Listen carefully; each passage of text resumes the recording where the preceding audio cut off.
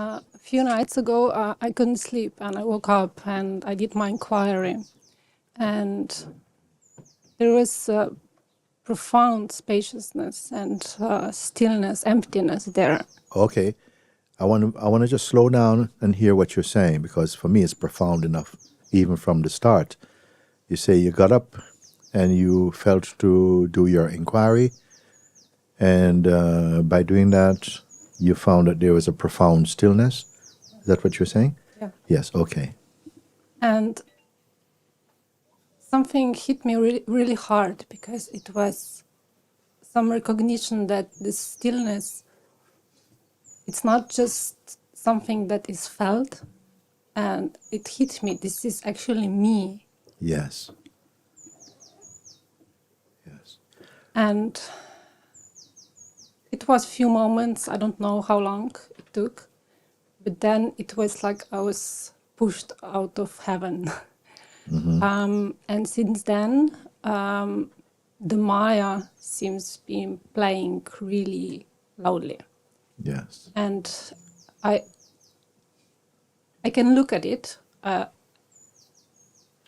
Different states of personalities can be seen.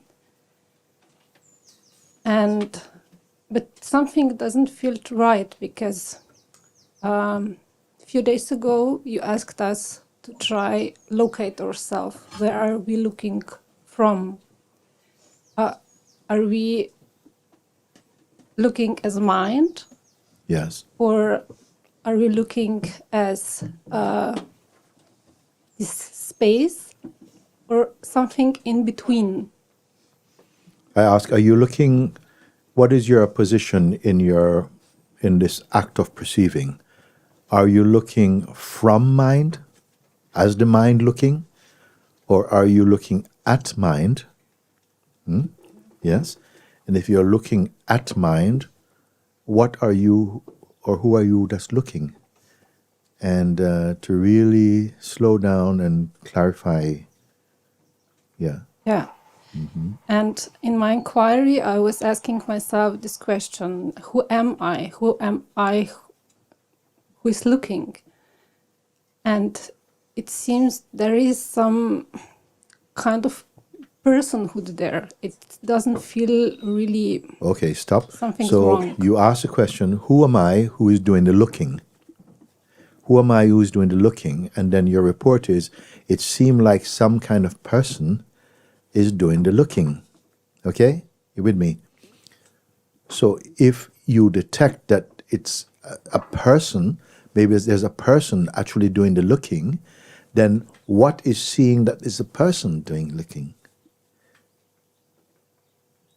If a person looking is detected, then there must be a deeper awareness in which a person looking is also seen. Let's not move too fast so you can catch up with what I've just said. I don't want to pile you up with a lot of instructions and information, but that you can directly verify if this is true or not. This is the power, that's the sadhana, that's the power of your, not just what you're looking at, but what it is that's doing the looking. And you say it looks like a person is doing the looking, a very common assumption. But I'm pushing a bit further. If the person is doing the looking, obviously the sense that the person is looking is also seen from something much subtler than the person. If the person becomes itself a phenomenon, carrying out a function, do you understand this? Yes. I understand, but still when I'm looking... Yes. The sense of personhood seems to be more real to me than... Yes. Again, the sense of personhood feels more real to me. Me being the person. Let's slow down, because it's very subtle, very subtle. And when something is very subtle, the mind tends to say it's too complicated, I don't want it. But it's only because the light is on it. We are here to clarify.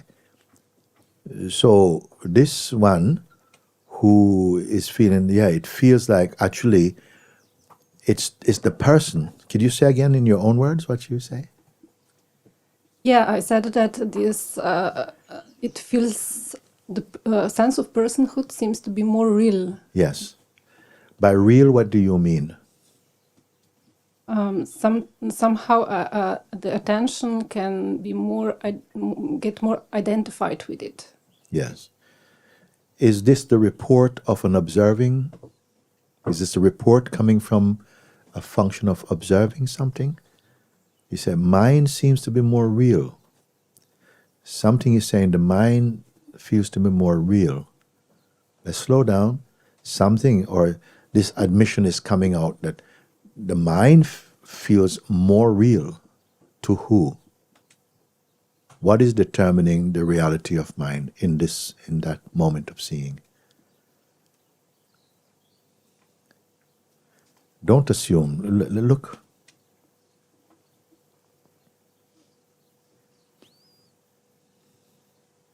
Don't search for an image, though. You can at first search for an image. Because I think, if I ask, what is seeing mind looking? Then maybe the mind takes us up to look and see what is looking, mind looking. You follow? But if you sense that's what's happening, whatever, if it says the mind itself is looking, don't forget that that is all perceivable. So in that subtlest place of perceiving, in which something as intimate as the mind searching for something itself is detected, what really is here? You say the mind seem more real. Who is saying the mind seem more real? Person itself. The person is saying. The person itself, she's saying, is saying the mind seem more. Wow, that is powerful if it's this true. Who is saying the mind seem more real? And you say the person itself is saying. So as it affected or troubled that which is aware of that voice claiming to be the seer, saying, but actually there's something going on over there, and it's being taken to be fundamentally real here. You follow or not? It's very subtle. Because it's subtle, and because it's so powerfully exposing, there is a little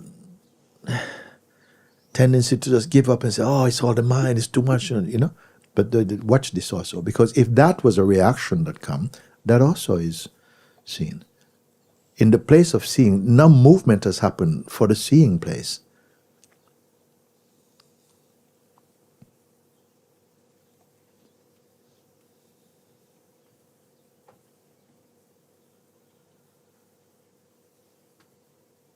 And we do need to experience that intensity of perceiving to really be able to use it to really see who really suffers. And if the sufferer is ultimate, or is the sufferer also an idea, the idea I have of myself as a sufferer is suffering its projections or something. It's very subtle. But if it is true, what happens if that is seen, that is still the mechanics of the mind, something is playing, victim and victor and all of this is seen. But the capacity to see is not compromised unless we identify, oh, it's me, I don't know what to do, and then you believe that, and there's a loss of contact with the deeper place of seeing because something gives in. The mind, and you see, wait a second, in the seeing it seems as though something is saying, but what's really here, because you're asking, who really am I here? And then the mind comes to answer.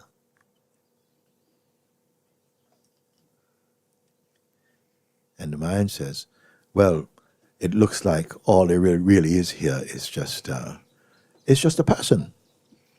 And that is ordinarily accepted because it's not challenged. And the registration just continue to feed into already a pattern of believing all these things.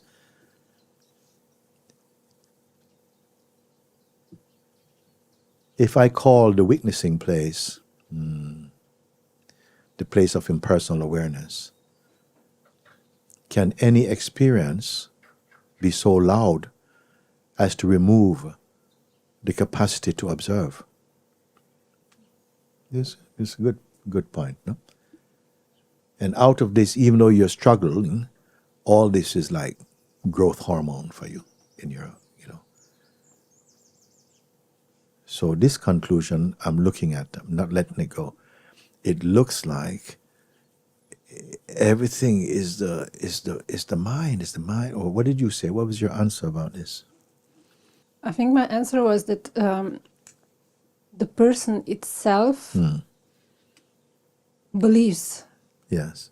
what these mind projections are telling. Yeah. So And is that this the can be ultimate? observed. Is that the ultimate conclusion? Is that where we abandon the inquiry? We have come to the very crux of it, and now, the final observation is that the person, or finish off now.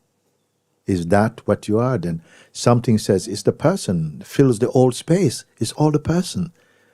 And was that accepted as, so, okay, I got my answer. No. No, okay, so No, carry I'm on. not satisfied with this. Good.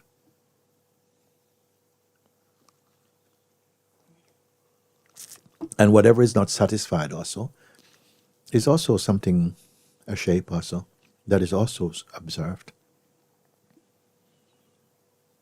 Something is itching for an answer that's tangibly recognized. Something is itching. What is it? What is it? Who is really here? And it's looking. The habit is to search for something phenomenally recognizable. And the best it did was, it is the person. The person is doing it. And sometimes, maybe at an earlier stage of your inquiry, you may just say, finally I see that actually it's the person. Everything at the end is person. But you say, I'm not satisfied. Further looking reveals what? Can that which is seen be objectively recognized? Can the seer be seen?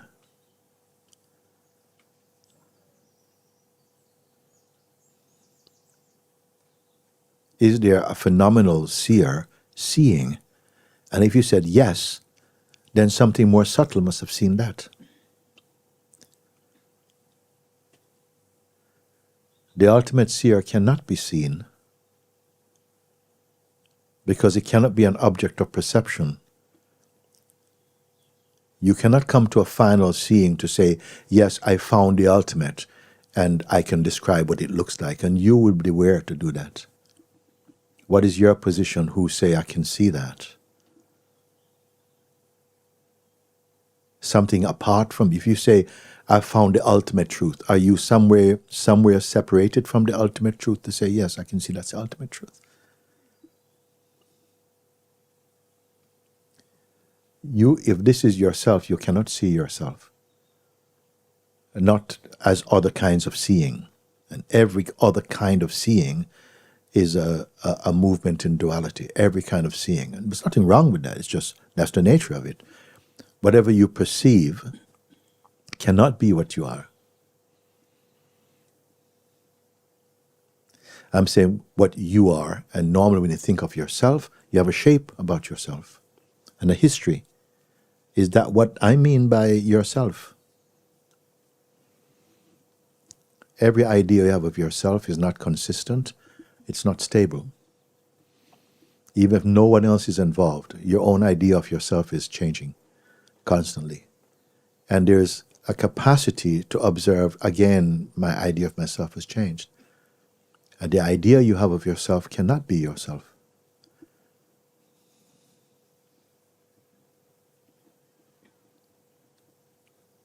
Carry on.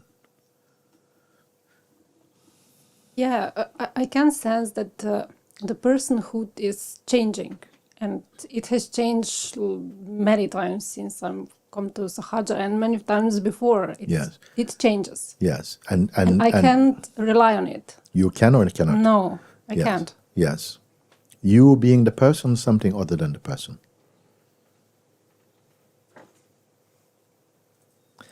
Why is a person so powerful? Because it is your favorite concept. your most persistent concept. Is the person reliable? You're saying no. What is seeing that the person is not reliable? Is that reliable?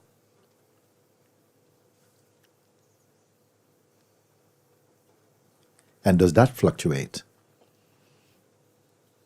No.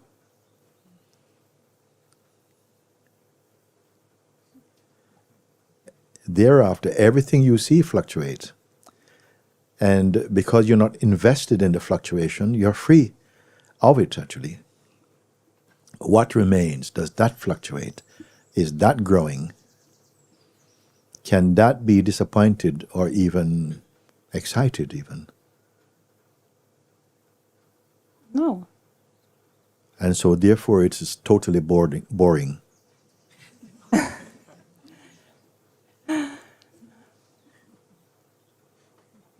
Yeah, to the mind.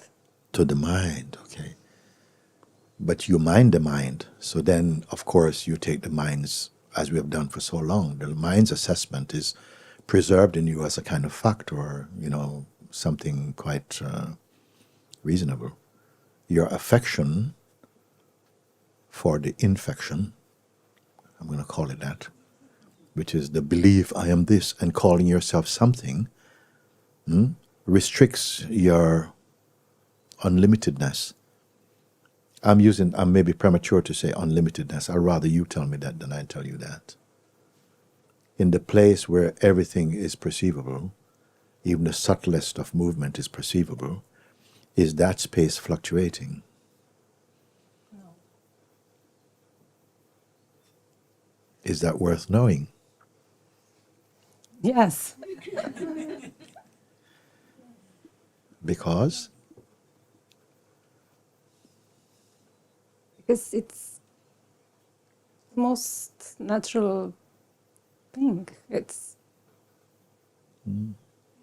Yes, and what sees it?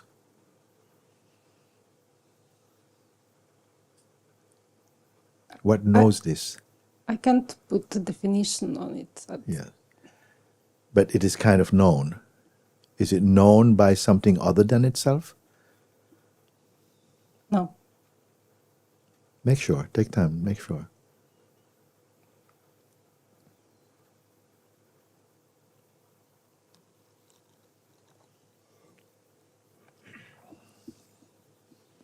Don't create. Sober looking.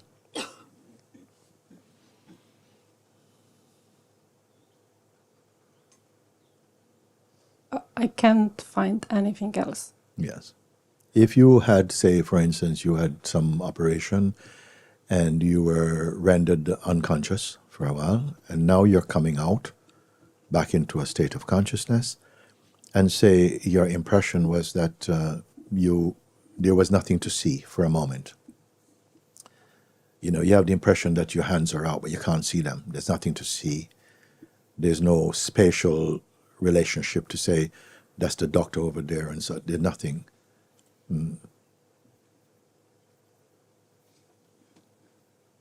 There's nothing to measure where your location is. Would you doubt that you exist?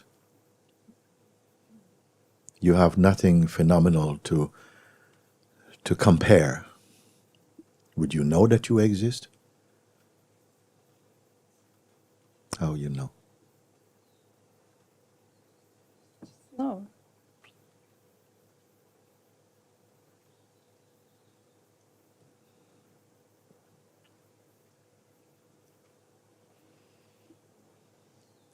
When that knowing is your ever-present ground,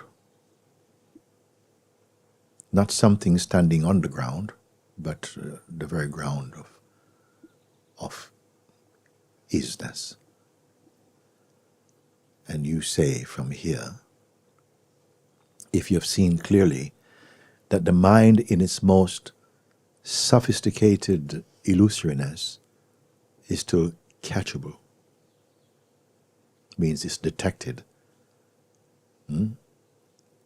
Because if you ask, who am I? The mind will take this question and it says, I really don't know. I can't find. Or it may say, I am the beingness.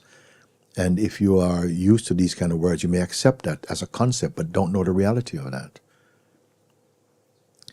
I'd rather say, rather than saying, who am I at that moment, stay with the fact that whatever it is that appears through the senses or the mind are perceivable phenomena.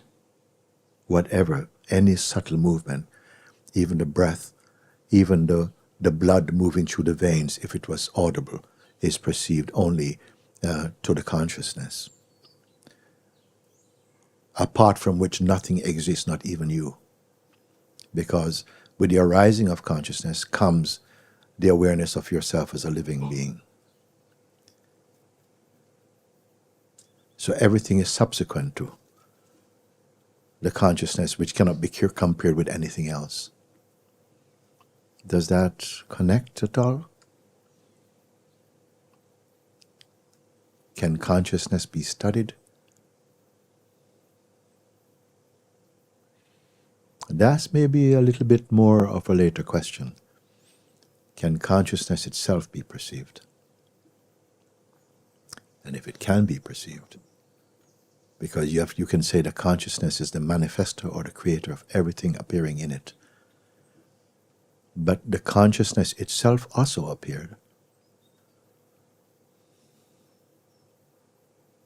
In a common way, I can say, in the arising of the waking state, the phenomenal waking state, consciousness is the arising of consciousness that brings with it the sense of existence and the sense of being a self, of being a self. You may call that self-beingness, or the vibration, the intuition, the sense I exist, comes with the consciousness. But if consciousness comes, it must come in something that's already prior to it also. I don't know if we can start to go down this road yet. It's enough if you can come to the place of the consciousness whereby everything is seen. This is not an intellectual exercise, you know that. I'm not interested in intellectual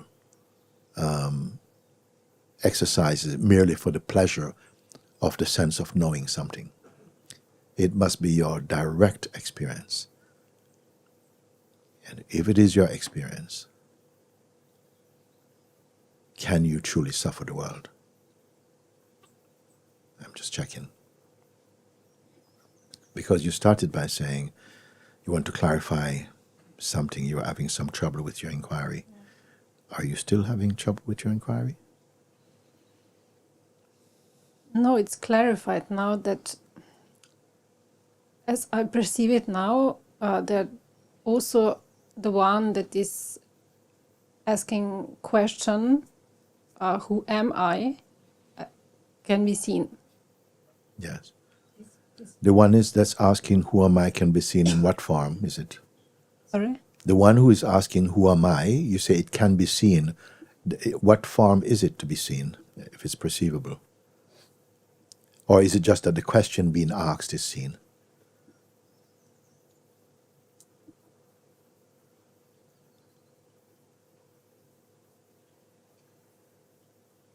It's not just a question, it's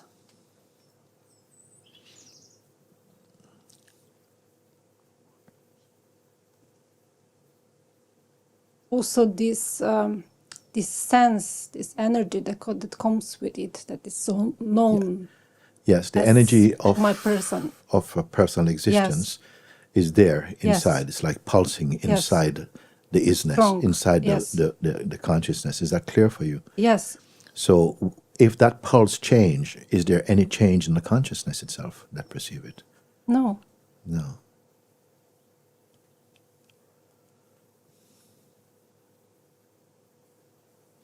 Does it make any difference to you?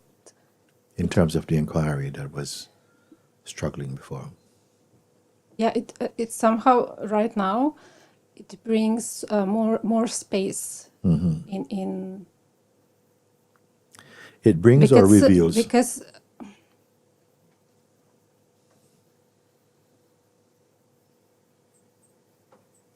or it removes the claustrophobia?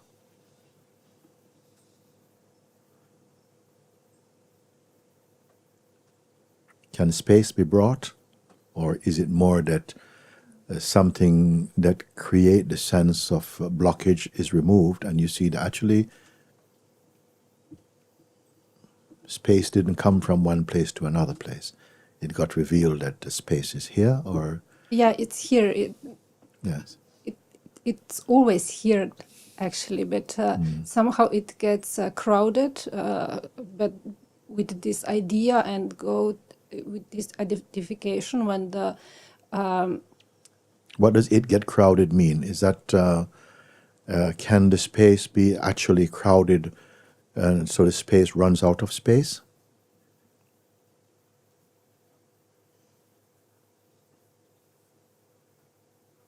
Or is it just apparently? It feels like, but when Feels looked like. for, yeah. But when looked for, is it true? Can the space be so filled that space disappear? oh,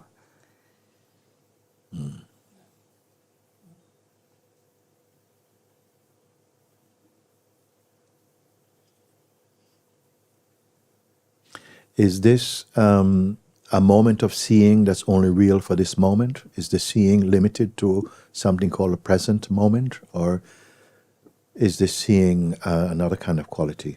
Is it just like an experience in this moment, like now I see, then later I don't see? Can the seeing be just not the seeing of an object, but the pure seeing, the capacity to perceive itself? Can it be limited? Seeing, not talking about creative seeing, not talking about necessarily becoming involved with the objects of perception, but just the capacity to perceive, let's put it like that. Can it be compromised, like it's just too much to bear? Can the seeing become just too much to bear outside of an idea that that is true? Can it be really true? If you remain as the formless seeing, rather than as a person or an entity seeing something.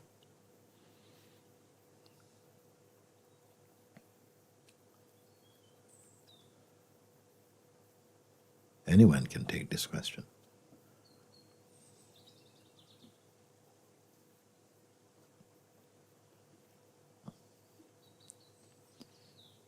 And I don't want any conceptual responses, you know. Just clear seeing, what remain. In the ultimate or final analysis, are we left with an object of perception?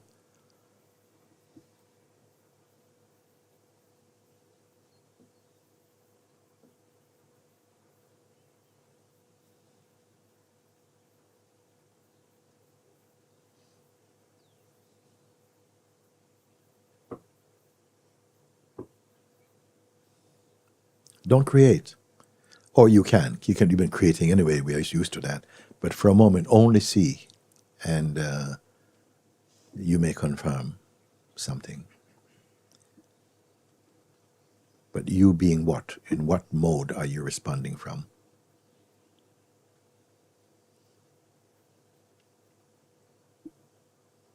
Is this all too complex for us?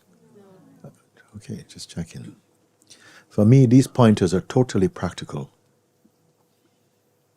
It's not philosophical. I'm not interested in philosophy or in, imparting some intellectual conviction or, piling up knowledge, informational knowledge of absolutely no value here.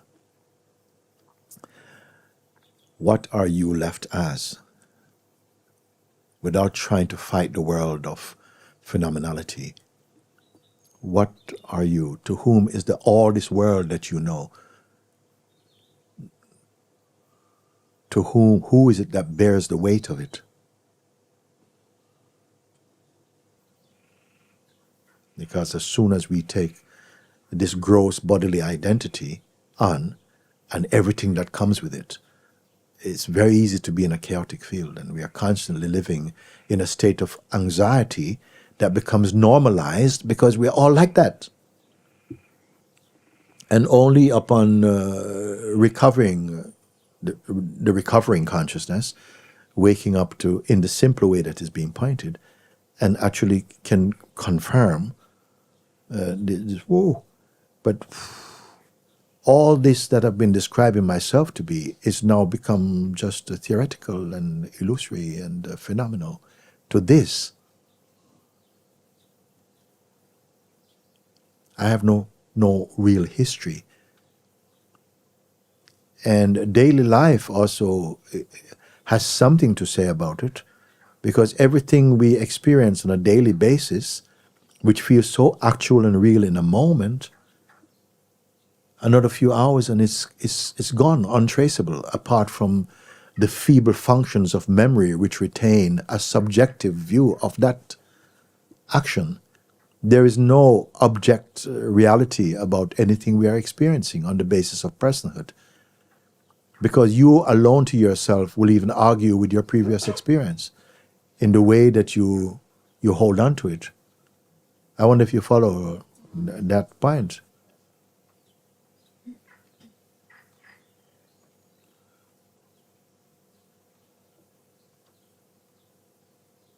And how amazing that we don't have to reject the world or to reject life even.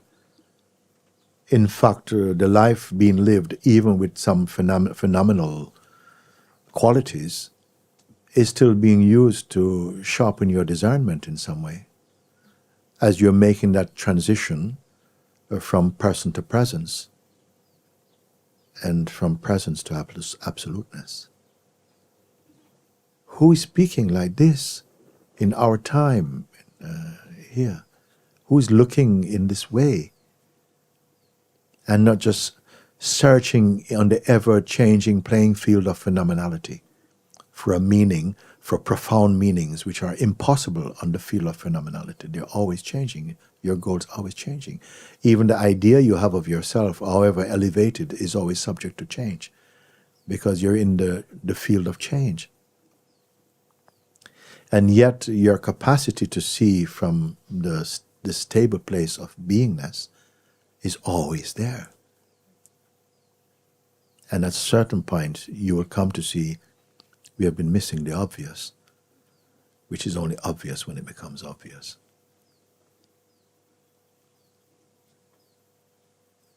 I've said many things, but it's all about the same thing.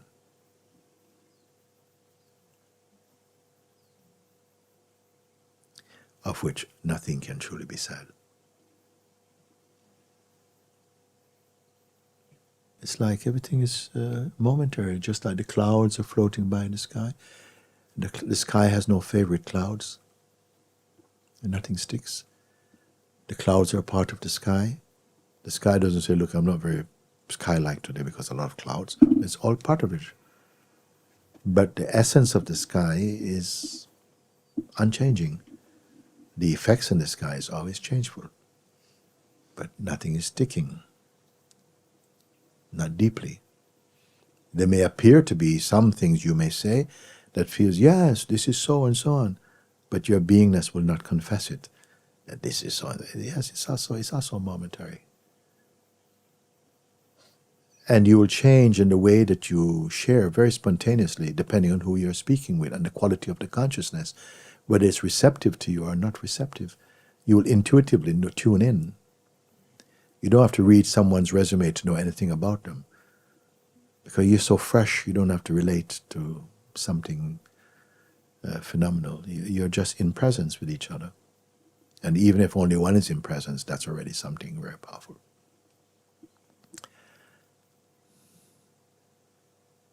Are you collecting information? No. Thank you. Very good.